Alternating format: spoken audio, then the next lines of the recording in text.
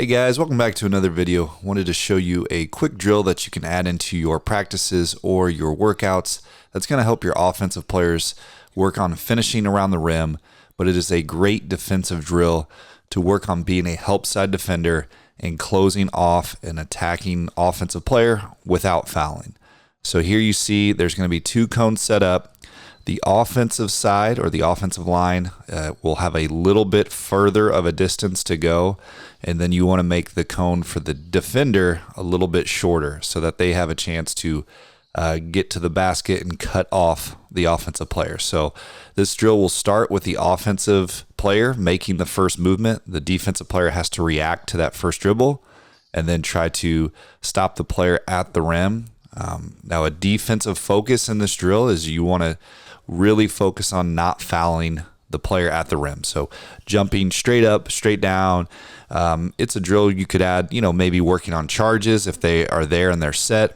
But again, something that it's really going to make it a challenge for your offensive players because they're having to work on an attacking move with a defender flying over from the help side, which is what you see a lot in games. So it is a game situation that you can add in practice.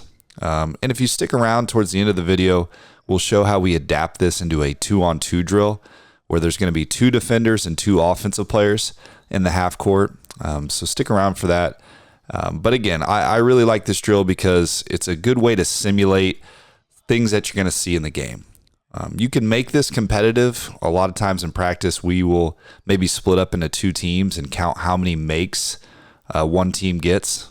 So how many finishes did they get out of maybe 10 to 20 chances, and then you switch and you let the other team go and you see how many times they can score. So here again, we flip to the other side. As you see, we're making the offensive player go a little bit further of a distance, so they have to work on attacking downhill, and the defender has a little bit of an advantage to cut the player off. But here again, working on not fouling at the rim. But again, it's a good challenge for the offensive player to have to, avoid the contact or avoid the defender and still find ways to finish.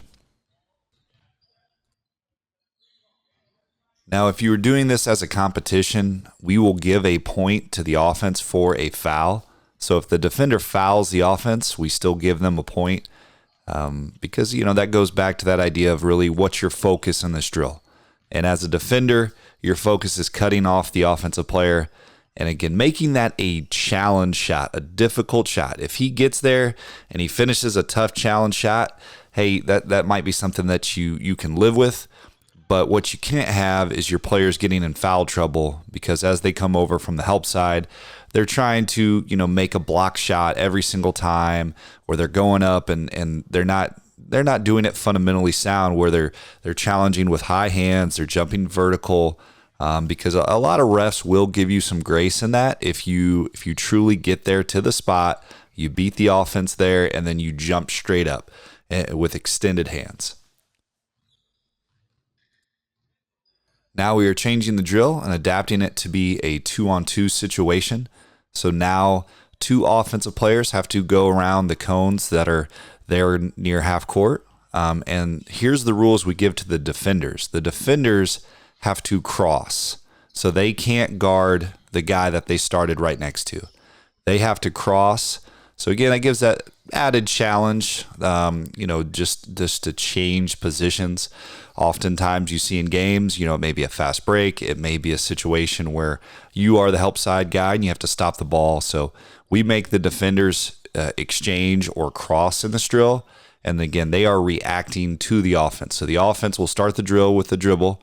And then the defense is reacting after they go. And it's a good competitive drill. You can keep score here. You can make things competitive.